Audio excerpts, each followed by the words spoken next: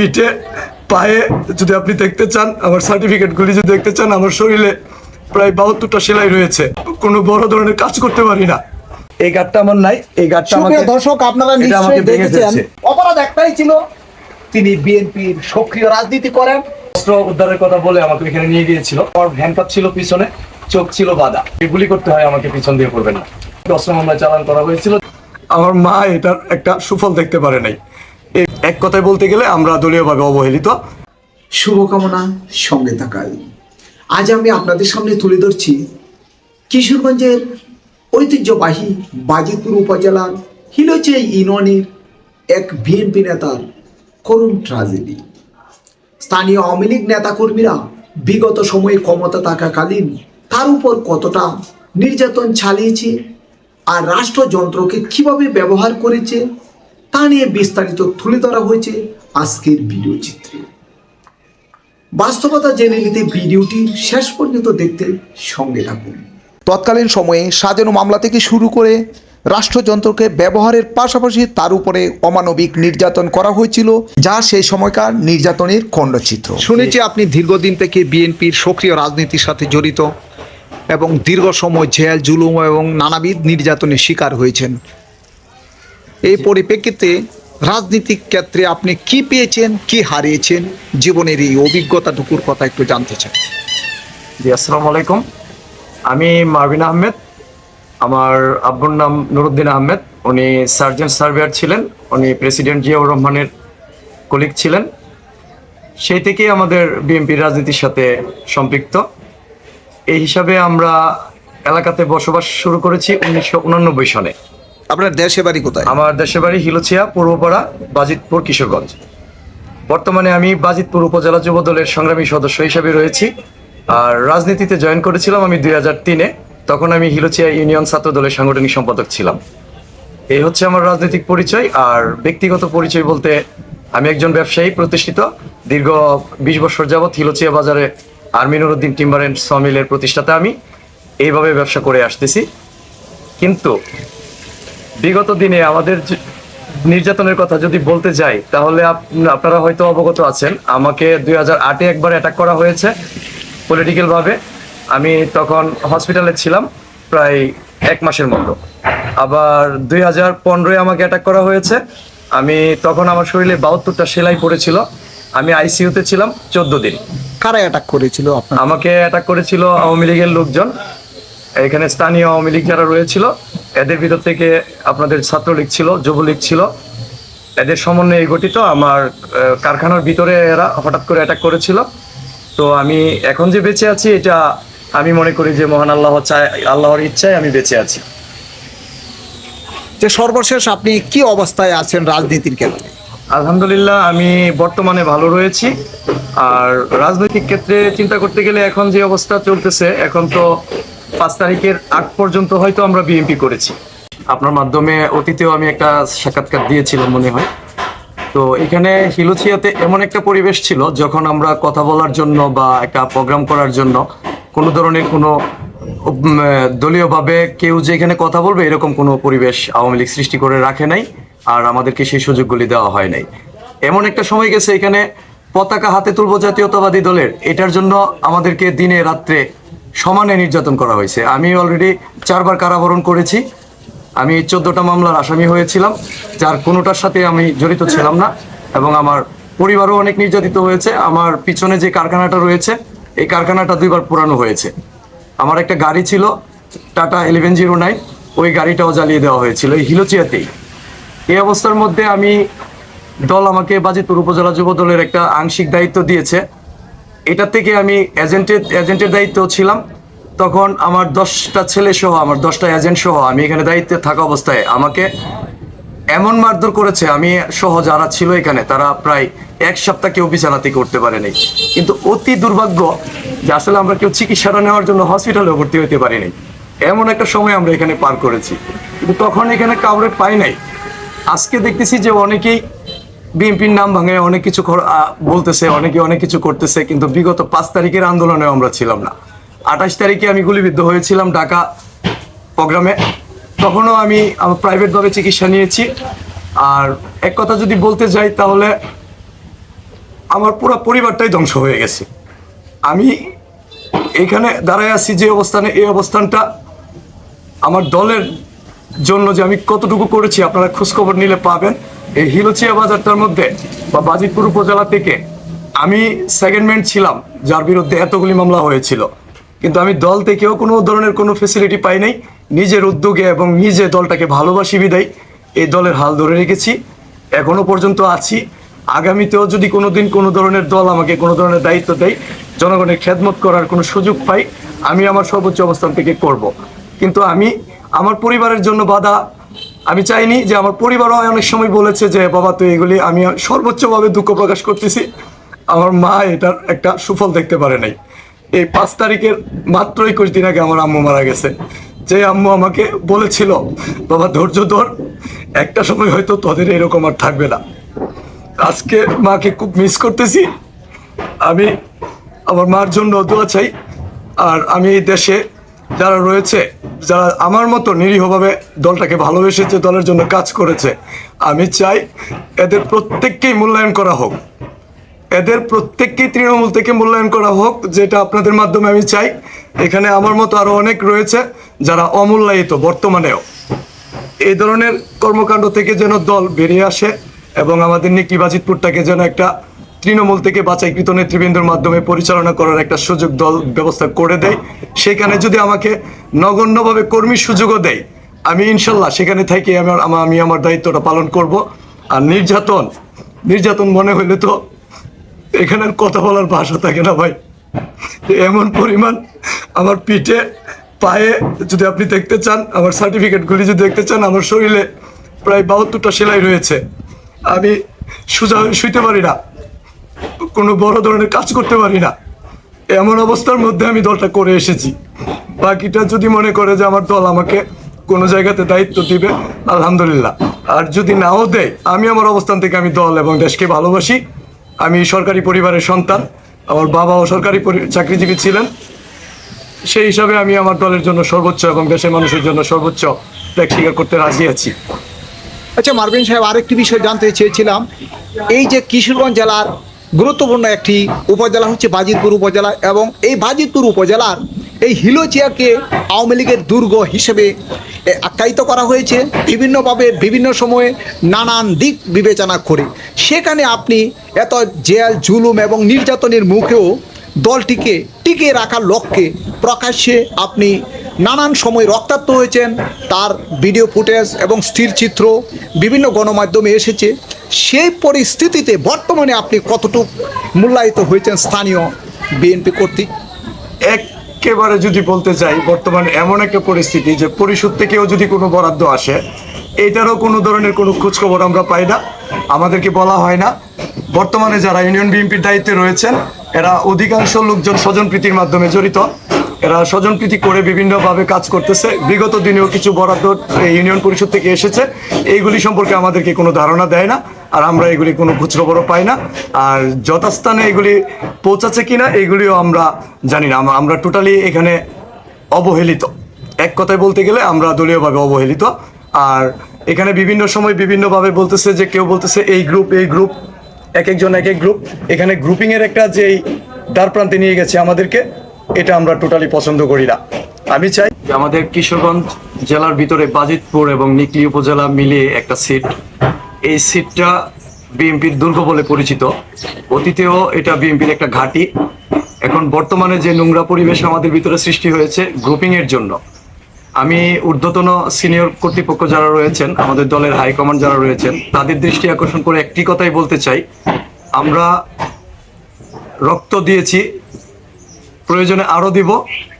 প্রত্যেকটা আন্দোলন সংগ্রামে অংশগ্রহণ করেছি, আগামীতেও করব। কিন্তু এই বাজিতপুর এবং নিকলিতে যারা নব্য বিএনপি এবং নব্যভাবে জড়িত হয়ে বিএনপির নাম ভাঙিয়ে বিভিন্ন কমিটির মধ্যেও এখন জড়িত হওয়ার চেষ্টায় লিপ্ত আছেন, তাদেরকে আপনারা একটু চিহ্নিত করবেন এবং তাদেরকে একটু নজরদারিতে রাখবেন। কারণ এদের জন্য আমাদের বিএনপির যে একটা সুনাম রয়েছে, বাংলাদেশ জাতীয়তাবাদী দল বিএনপির যে একটা সুনাম রয়েছে, এই সুনামটা যেন নষ্ট না হয়, এই দিকে লক্ষ্য রাখবেন।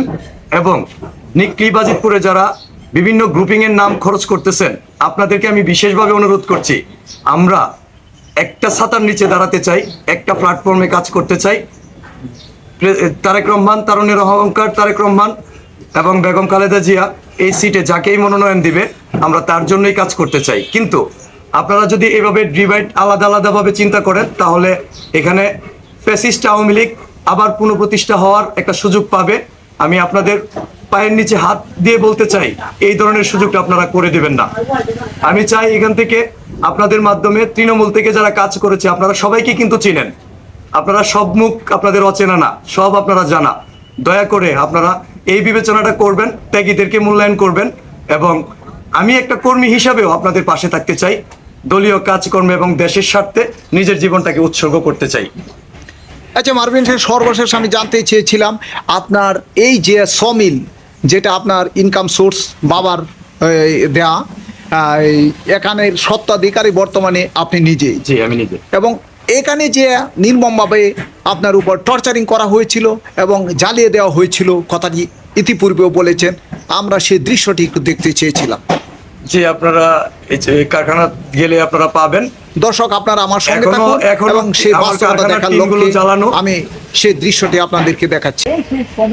যে শ্রমিককে জ্বালিয়ে দেওয়া হয়েছিল, এমন বিবরণী তিনি চলে রয়েছেন। আপনি তো মানছেন আপনার সেই শ্রমিক কত সালে আপনার এই শ্রমিককে জ্বালিয়ে দেওয়া হয়েছিল? 2009 একবার পুরো জ্বালিয়ে দেওয়া হয়েছিল, আর একবার 2013 একবার পুরো দেওয়া হয়েছিল। এই যে স্যার, এখনো টিনগুলি পুরোনো অবস্থায় রয়েছে, কিছু কিছু টিন আমি চেঞ্জ করি না এখন। দর্শক, আপনারা নিশ্চয়ই দেখতে পেরেছেন, সেখানে পুরনো চিহ্ন এখনো আছে, আগুনের সেই চিহ্ন এখনো আছে। এমনই দৃশ্য আপনাদের সামনে তুলে ধরছি। আর সবচেয়ে বড় কথা হচ্ছে, তার অপরাধ ছিল একটাই, সে বিএনপি রাজনীতি করতো। বিএনপি রাজনীতি করার কারণে তার উপরে একাধিকবার এই অমানবিক নির্যাতন করা হয়েছে। এমন দৃশ্যটি আমরা এখনো দেখতে পাচ্ছি। পিছনে আপনারা পুরার দৃশ্য এখনো দেখতে পাচ্ছেন। আপনারা নিশ্চয়ই দেখেছেন সেই পুরার চিহ্ন, কত চিহ্ন এখনো আছে। যেখানে কর্মচারীর সংখ্যা কতজন? এখানে স্যার কর্মচারী আছে টোটাল 10 জন, কন্টিনিউ থাকে 9 জনের মতো। আমি এটাকে ধরে রেখেছি এখন। আপনার মূল ইনকাম সোর্স এটাই। হ্যাঁ, আমার মূল income আপনারা source। দর্শক, আপনারা নিশ্চয়ই বুঝতে পেরেছেন, তার মূল ইনকাম সোর্স বাবার দেওয়া সেই শ্রমিক। আর এই ইনকাম সোর্স, তার আয় উৎস বন্ধ করার জন্যই যারা আওয়ামী লীগের দোসর ছিল, ফেসিবাদীর যারা অনুসর ছিল, এবং আওয়ামী লীগের যারা কুচক্রী মহল ছিল, তারা তার উপর অমানবিক নির্যাতন চালিয়েছে। এমনই দৃশ্যটি আমি আপনাদের সামনে তুলে ধরলাম। আপনাকে এই কর্মস্থল থেকে তো গ্রেফতার করা হয়েছিল। জি। দর্শক, আপনারা নিশ্চয়ই শুনেছেন, এই সেই কর্মস্থল, যে কর্মস্থল থেকে তাকে এখান থেকে কতবার গ্রেফতার করা হয়েছিল? আমাকে এখানে হামলা করা হয়েছিল প্রায় 5 বারের মতো। আমি 2বার গ্রেফতার হয়েছিলাম এখান থেকে।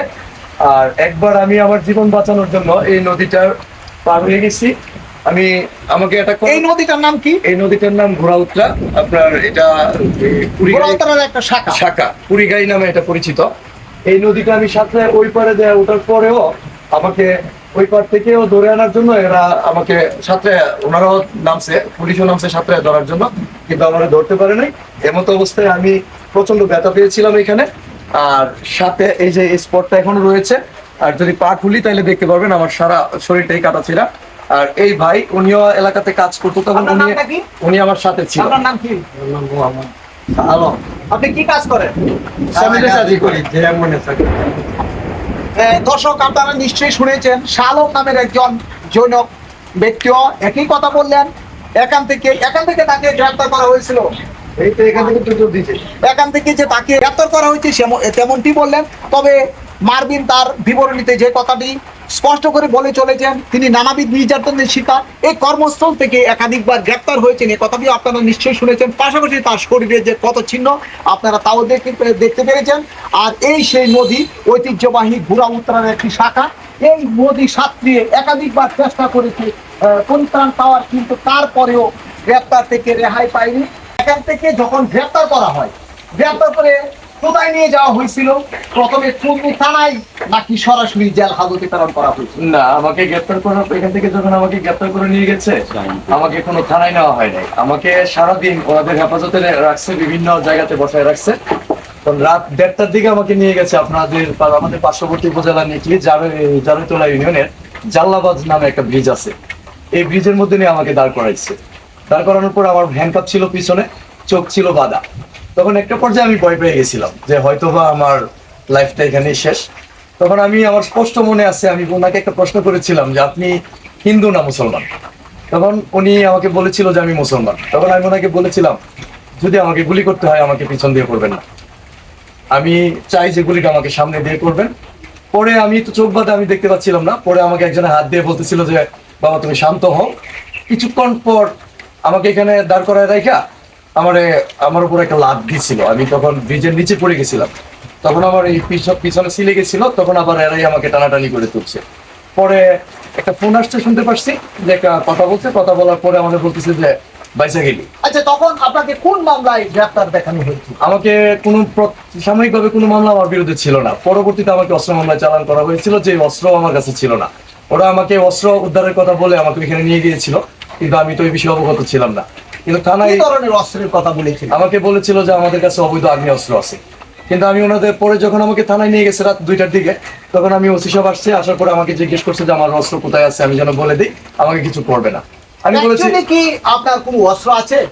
না, আমার কাছে অবৈধ কোনো অস্ত্র নাই, কিন্তু আমার আব্বুর রেখে যাওয়া একটা দুনালা বন্দুক, রাষ্ট্র এবং নিজের পরিবারের নিরাপত্তার প্রয়োজনে দেশের স্বার্থে সব বাংলাদেশ সরকার আমাদের পরিবারকে একটা লাইসেন্স দিয়েছিল। এই লাইসেন্সের অস্ত্র একটা আমাদের আছে, কিন্তু এটাও আমরা উপজেলা থানাধীন জমা দেওয়া। এটা আব্বার হাতে মৃত্যুবরণ করার আগে জমা দিয়ে রাখছে। আপনার বাবা কত সালে মৃত্যুবরণ? আমার আব্বু 2005-এ মারা গেছে। আমরা অস্ত্রটাও 2005-এর মধ্যবর্তী সময়ে আব্বার হাতেই জমা দেওয়া। এই অস্ত্রটা জানি যে আমাদের নামে এখনো রয়ে গেছে, যেটা অথরিটি নিলে আমাদের হবে, কিন্তু আমরা এখনো এটা উত্তোলন করি নাই, নেও নাই। কিন্তু আমাকে চার্জ করা হয়েছে যে আমার কাছে অস্ত্র আছে। জানি বা যেতে পারি না, বিভিন্ন এলাকাতে যে আত্মগোপনে থাইকা আমরা অস্ত্র ক্যারি করব।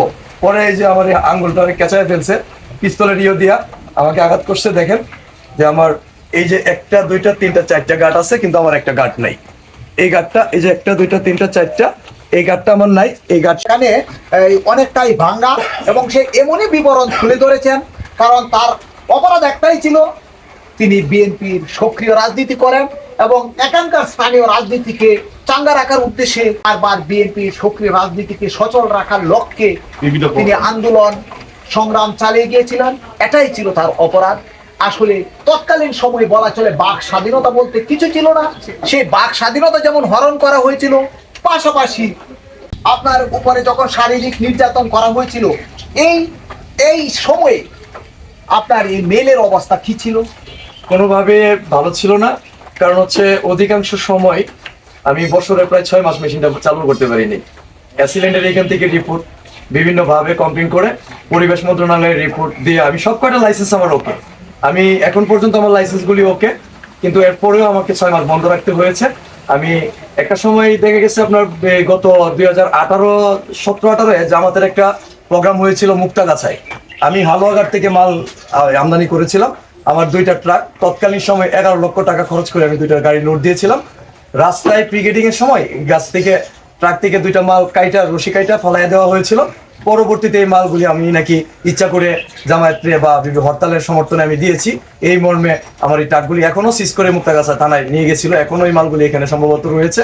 পরবর্তীতে তদন্ত সাপেক্ষে আমি যখন ওইখানে গাছের আবেদন দিয়েছি যে এই মালটা তো আমার, তখন দেখে গেছে একটা মামলা করার পর এখানে ইনকোয়ারি আসছে। পরে এখান থেকে স্থানীয় আওয়ামী লীগ সভাপতি, সেক্রেটারি যারা রয়েছে, এমপি সাহেব সহ, ওনারা বলেছে যে আমি স্থানীয় আওয়ামী লীগের সভাপতি ছিলাম তখন নুর ইসলাম, আর সেক্রেটারি ছিল মনির, আর সাংগঠনিক ছিল এই জসিম ভাই, জসিম করে একজন লোক ছিল উনি।